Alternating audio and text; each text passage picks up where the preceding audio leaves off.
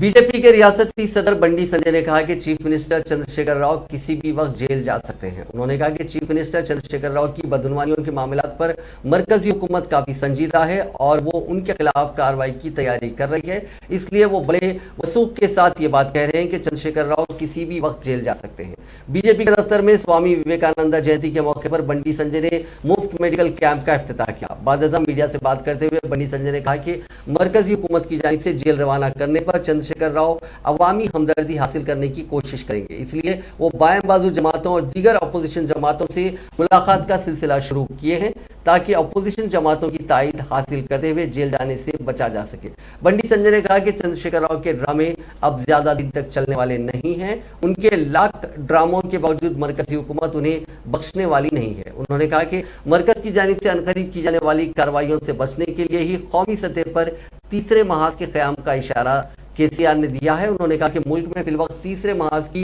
کوئی ضرورت نہیں ہے اور یہ کام آنے والا بھی نہیں ہے۔